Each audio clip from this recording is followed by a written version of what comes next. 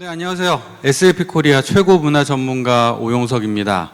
아마 오늘 제가 할 얘기는 조금 더 미래이지만 사실은 가장 가까운 미래일 수 있는 그런 얘기들을 좀 해보겠습니다. 우선 SAP에 대해서 잘 모르실 것 같아서요. 간단하게 설명을 드리면요. 독일의 시가총액 1위인 회사입니다. 그리고 글로벌 브랜드 가치로는 작년에 20위. 에 머물러 있는 IT 기업입니다. 그래서 아무래도 이런 근무 환경이나 이런 것들에 대해서 굉장히 많은 인사이트를 받으실 수 있지 않을까 싶습니다. 요즘 많은 기업들이요, 재택근무를 고민하고 있습니다. 그리고 더 다양한 형태의 제도들을 고민하고 있는데요. 제가 생각하기엔 이것은 아마 코비드-19 하에서 어쩔 수 없이 고립되어야 되는 그런 상황 때문에 나타난 솔루션 같습니다. 그래서 SAP에서는요, 워킹 프롬 홈 같은 그 재택근무에서 한 단계 더 거시적인 방향으로 나가서요, 애자일 워크플레이스라는 언제 어디서든 근무가 가능한 기술과 환경을 구축하는 것에 포인트를 잡고 제도를 만들어가고 있습니다. 3월부터 태스크포스가 구성이 됐고요. 약 5개월에 걸쳐서 최근 7월 22일 날 전사적 공지를 통해서 애자일 워크플레이스를 주요한 근무 형태로 공지를 한 바 있습니다. 제가 이 재택근무만을 포커싱하는 것 자체를 좀 우려하는 부분은 어디에 있냐면요. 여러분들 잘 아시다시피 우리 글로벌 기업인 IBM, IT 회사죠. 약 40%, 15만 명의 직원들이 재택근무를 시행하고 있다가 2017년 5월 달에 재택근무가 전격적으로 폐지가 됩니다. 그리고 모 기업에서 현재 왕성하게 또 테스트 중인 거점 오피스로 전환을 하게 되죠. 그래서 사실 이 재택근무가 모든 지금 현재 상황의 솔루션이 될 수 있다는 것 그냥 완벽히 몰입해버리시면 문제가 있습니다. 그래서 우리가 보다 어디서든 근무할 수 있는 이 플랫폼을 구축한다는 거에 포커싱을 해주시면서 같이 얘기를 풀어나갔으면 좋겠습니다. 그래서 제가 이 애자일 워크플레이스를 얘기함에 있어서 그냥 간단한 예를 들어보일게요.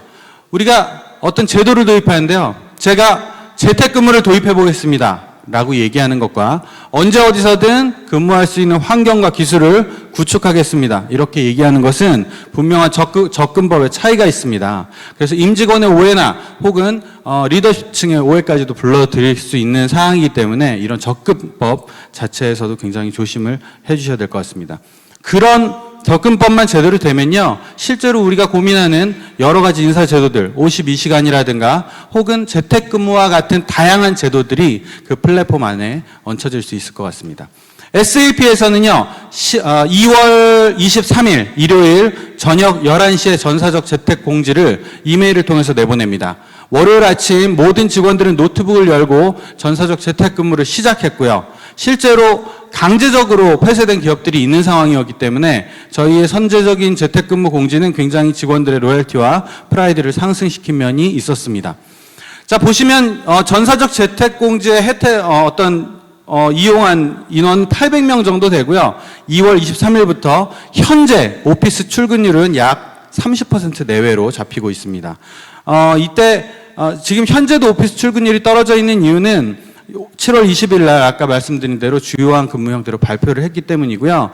태스크포스는 많은 고민들이 있었지만 그 고민을 좀 함축시켰습니다. 첫 번째 커뮤니케이션에 대한 문제, 그리고 콜라보레이션에 대한 문제, 테크니컬 툴은 어떤 것을 쓸 것인지, 그리고 생존에 직면해 있는 기업들이 어떤 퍼포먼스를 창출할 것인지에 대한 고민이 있었는데요. 이것은 전체 영역에서 고민을 한 것이 아니라 인플로이 엔게이지먼트 영역인 직원들의 영역, 그리고 커스터머 엔게이지먼트 고객의 영역, 그리고 어떤 컨텐츠를 어떤 테크놀로지를 통해서 전달할 것인지에 대한 영역의 구분을 가져간 상태로 고민을 했습니다. 그래서 현재로는 다양한 글로벌 프로그램이 있지만 SAP에서는 보시다시피 비디오 컨퍼런스 같은 경우에는 250명 이하에선 팀즈, 그리고 500명 이하에선 줌, 그리고 900명 이하에선 스카이프 라지 컨퍼런스, 그리고 인원이 10,000명이 넘어가서 무제한일 경우에는 녹화 스트리밍 서비스인 IBS를 사용해서 모든 컨퍼런스를 진행을 하고 있고요. 또 비디오나 에디팅, 퍼블리싱 같은 경우는 우리 포우툰이라고 4컷 만화를 쉽게 제작할 수 있는 프로그램이라던가 아니면 30초 이내의 영상을 이메일에 첨부할 수 있는 아이리스, 그리고 여러분들 지금 현재도 방송되고 유튜브 많이 이용하고 있습니다. 또 온라인 컬래버레이션이나 커뮤니케이션 같은 경우는 온라인에서 그 포스트잇을 붙일 수 있는 시스템이죠. 뮤랄 사용하고 있고요. 그리고 퀴즈는 멘티메터나 카훗, 그리고 웹 서비스는 스웨이 정도 직원들에게 공지를 해서 공통적으로 사용할 수 있도록 만들고 있습니다. 자, 지금부터 제가 재택근무 2월 23일부터 약 3월 말 정도에 조사한 서베이 결과에 대해서 말씀드릴 건데요. 굉장히 중요한 포인트들이 많이 들어 있습니다. SAP는요, 재택을 많이 경험했던 그런 A그룹이 있었고요. 재택을 처음 경험하는 B그룹이 있었습니다. 표에서 보시면 우리 원형 한번 보시죠. 전사적 재택공제에도 불구하고요, 재택근무 경험을 해본 A그룹 같은 경우에는 53.3%만이 전체적인 재택근무를 했고요. 자발적으로 하루나 이틀 정도 사무실에 나오는 케이스가 30.1%, 그리고 3일 이상 출근하는 게 16.6% 있습니다. 분명히 저희 기업 문화상으로 절대적으로 자발적이었고요. 아마 리더십층에 어떤 압박도 없었던 걸로 이해하시면 좋을 것 같습니다. 반면 재택근무를 한 번도 경험하지 않으신 분들은요, 그 그룹 B는 95%가 전체 재택을 시행합니다. 얼핏 보시기에는요, B그룹이 재택근무를 훨씬 더 잘한 것 같이 느껴집니다. 하지만 며칠 지나지 않고서 한 직원분이 연차를 사용하게 되세요. 그래서 제가 물어봤습니다. 아니, 재택근무인데 왜 연차를 사용하세요? 저 다음 주 월요일 날 회의가 있는데 제가 주간에 참석하지 못합니다. 그분은 A그룹에 속해 계신 분이었고요. A그룹의 특징은 뭐냐면 9 to 6, 정확한 시간 관리가 이루어진 상태에서 커뮤니케이션과 콜라보레이션을 하고 있다는 것을 알게 됐습니다. 반면 B그룹에서는 연차가 발생하지 않습니다. 그리고 B그룹의 마인드는 뭐냐면요, 뭐 주간에 안 되면 어때? 저녁에 하면 되지. 밤에 그냥 나 일하면 돼. 라는 것으로 시간이라는 것을 깨게 되죠. 재택근무는 잘 생각해 보시면요, 장소는 변할 수 있어도 규칙은 절대 변하지 않습니다. 하지만 재택근무 경험이 없는 B그룹에서는 시간도 자율적으로 사용할 수 있다는 착각에 빠지게 돼서 콜라보레이션과 커뮤니케이션을 자동적으로 깨게 되는 그런 효과를 보이게 됩니다.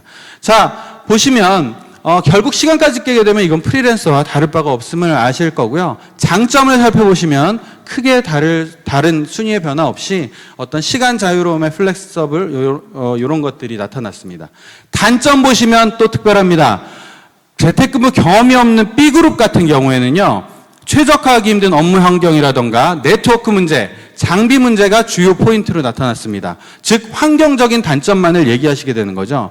그런데 재택근무 경험이 있는 그룹에서는요, 일과 육아 때문에 9 to 6가 지켜지지 않아서 8시부터 9시까지 근무하게 됐어요. 라는 어떤 늘어난 업무 시간에 대한 문제, 혹은 의사소통이 바로바로 이어지지가 않아가지고요, 결국 오피스에서 오프라인 미팅을 해서 사무실에 출근할 수밖에 없었어요. 라는 단점들을 얘기하십니다. 잘 보시면 재택근무 초기에 많은 기업들이 이런 그 장비나 네트워크, 업무 환경에 대한 문제들이 많으셨을 텐데요. 만약에 경험이 쌓이게 되면 결과적으로는요, 늘어난 업무 시간이라든가 혹은 의사소통 이런 것들이 물리적으로 해결이 되어야 된다는 것을 보여주고 있습니다. 자, 결국 재택근무 역시도요, 그런 경험 있는 조직들이 유리하고 SAP에서는 2016년도 초에 이미 각 팀별로 하루씩 돌아가면서 재택근무 평가를 했었고요. 그리고 확실히 가능한 조직 혹은 불가능한 조직, 가능할 수도 있고 아닌 조직, 이런 것들을 구분해내면서 분명한 사전 파일럿 테스트를 거쳤다는 점을 말씀드리고 싶습니다. 자, 만족도와 효율성을 한번 살펴보시면요, 만족도 굉장히 높습니다. 각각 89.5%, 84.2%. 다만 효율성에 있어서는 장비나 네트워크의 문제를 얘기한 B그룹에서 77.9%가 나왔고요. A그룹은 93.2%를 굉장히 높은 효율성을 보여줬습니다. 자, 여기서 이상한 그룹 하나가 탄생합니다. 50대 남성층에서요, 만족도가 무려 54.5%까지 하락하게 됩니다. 여러분 이해되시죠? 당장 눈에 보이지 않으니까 대면 보고를 받아야 되는 그 분들이요, 그저 불안하신 겁니다. 신뢰성이 떨어지고요, 그러다 보니 만족도가 떨어지게 됐는데, 실제로 이분들이 강제적으로 재택근무를 하다 보니까 저 표에 보시듯이 30, 40대의 87.88%보다도 훨씬 높은 93.9%를 획득하게 됩니다. 이게 보면 스스로 그 효율성을 증명하신 거예요. 막상 해보니까 되는데, 하지만 눈에 보이지 않으니까 너무 불안해. 네. 그래서 결국 저희들은 이 신뢰성 회복, 그들의 만족도를 높이기 위해서 보다 팀원들의 업무의 투명성을 가져가기 시작했습니다. 또 하나 더해지는 것은 스케줄의 투명성입니다. 이 친구가 어디에서 어떤 스케줄화해서 어떤 업무를 어디까지 하고 있음을 언제 어디서든 볼 수 있는 그런 다중 프로그램을 사용했고요. 이런 것들이 공유가 됨으로써 점점 리더십층의 신뢰도는 상승을 했습니다. 자, 이렇게 보니까요, 우리 직원들이 나타낸 긍정적인 단어들의 워드클라우드를 확인할 수 있었습니다. 신뢰 굉장히 중요했고요. 회사와 직원 간 혹은 동료 간의 신뢰, 팀원 간의 신뢰가 굉장히 좋았고요. 그리고 효율성 역시도 준비가 되어 있다면 전혀 떨어지지 않고 자부심이나 자유 이런 것들, 그리고 되게 중요한 저 책임감이라는 것도 나타났습니다. 그렇게 되다 보니까요, SAP 코리아의 CEO는 이런 결정을 하게 됩니다. 좋아. 일을 한다는 것이 꼭 같은 공간에서 해야 될 필요는 없겠구나. 그렇다면 이제부터 언제 어디든 근무할 수 있는 기술이나 환경을 구축하는 것이 우리의 다음 과제라고 천명하게 됩니다. 그래서 애자일 워크플레이스라는 TAF 조직, 태스크포스가 만들어져서 현재 오늘까지 와 있고요. 이런 저희가 굉장히 많은 고민을 하는 중에 여러 가지 것들이 규정이 됐습니다. 언제 어디서든 근무할 수 있는 장소의 자유로움이 분명히 있고요. 다만 시간은 자유롭지 않습니다. 콜라보레이션, 커뮤니케이션을 위해서 지정된 시간을 지키는 게 굉장히 중요했습니다. 심지어 점심시간 전화통화, 업무 이후의 전화통화도 자발적으로 금지할 수 있도록 교육을 했고요. 신뢰의 문제 때문에 업무의 투명성, 스케줄의 투명성, 트렐로나 아웃룩 스케줄을 통해서 확보를 하게 됐고요. 업무용 메신저, 카카오톡은 약간 개인적인 사적인 영역 부분이라 카카오톡은 제외된 상태에서 메신저의 활용, 그리고 화상 미팅의 적극적인 활용을 권장을 했습니다. 그리고 또 중요한 게 애자일 워크플레이스를 도입한다고 하니 직원들이 이제 편해지겠는데 라고 생각하는 첫 번째로 복지로 생각되는 그런 것들은 저희가 사전에 정착을 시켰고요. 그래서 성과에 대한 책임 부분이 분명하고 그 안에서 자율과 그런 신뢰가 구축되도록 했습니다. 이 시기가 너무 그냥 보내기는 아쉽습니다. 여러분들 대기업들, 일반 대기업들은요, 이미 충분히 준비가 되어 있는 상황이었고요. 아주 작은 기업조차도 최소한 이번 기회를 통해서 메신저 정도는 디지털 전환이 됐습니다. 우리가 생각하는 흔히 꼭 직접 대면해야 된다는 설렁탕집을 한번 예를 들어보겠습니다. 당장 테이블 위에는요, SNS, 인스타그램 이벤트, 음료수를 드리고요. 그리고 배달 앱을 통해서 집까지 배달이 됩니다. 뜨끈뜨끈한 것을 바로 드셔야 되는 이런 분들을 위해서 당장 가게도 오픈돼 있지만 실제로 포장 용기도 개발이 돼서 우린 충분히 그런 작은 가게에도 디지털화가 돼 있다는 것을 알 수가 있습니다. 자, 이런 것만 봐도요, 사실 우리는 제조업이라서 안 돼, 우리는 공무원이라서 안 돼, 이렇게 먼저 포기하실 것이 아니라 최소한 우리가 어디까지 디지털을 가져갈 수 있을지를 판단하시고 최대한 그 디지털을 만들어 가시는 것이 좋습니다. 현재 안 돼 있다고 너무 실망하실 필요도 없는 게 이미 우리 마인드는요, 간접적으로 디지털화가 되고 있습니다. 자, 그래서 SAP에서는요, 현재 직원들의 마인드셋을 먼저 잡는 게 더 중요하다고 생각을 했습니다. 그래서 읽고 쓰는 디지털 리터러시에서 이제는 스스로 갈 수 있는 디지털 플루언시로의 변환을 요구하고 있고요. 마인드셋, 그리고 행동의 변화, 그리고 강화가 되는 과정, 그리고 여러 가지 실행 단계를 거쳐서 반복적인 디지털 컬처를 만들어가고 있습니다. 굉장히 중요한 기준이 있습니다. 우리가 예전에 기준을 여기라고 보면요, 코비드-19 때문에 굉장히 어려운 상황이 있었습니다. 이제 어느 정도 회복이 되고 있습니다. 그리고 점점 회복이 될 거라고 예상하고 있습니다. 하지만 우리가 애자일 워크플레이스를 가져감에 있어서 기준은 절대로 회복 예상 시점을 잡으셔서는 안 됩니다. 불확실을 더하는 행위는 정말로 리스크를 가져올 수밖에 없고요. 여러분들은 가장 어려웠던 그 시점을 기준으로 익스큐션을 가져가셔야 될 것 같습니다. 자, 제가 짧게 얘기했지만 이 디지털화 되는 것은 결국은 또 다른 우리 코비드-19 이외에 더 많은 리스크로부터 보호될 수 있고요. 그리고 우리가 근무하는 더 멋진 미래의 환경을 제공할 수 있는 플랫폼도 만들어줄 수 있습니다. 지금 이 시기에 우리한테 가장 중요한 것은요, 오프라인으로밖에 안 되는 영역도 분명히 있습니다. 그리고 온라인으로 실행 가능한 영역도 분명히 있습니다. 그리고 비등비등하게 대체 가능한 영역이 있는데 우린 지금 이것을 잘 구분해 놓으셔야 됩니다. 그래서 어떤 분야들이 섞여서 가장 효율적이 되는지를 지금 코비드-19이 가기 전에 확보를 해 놓으셔야 된다고 생각이 됩니다.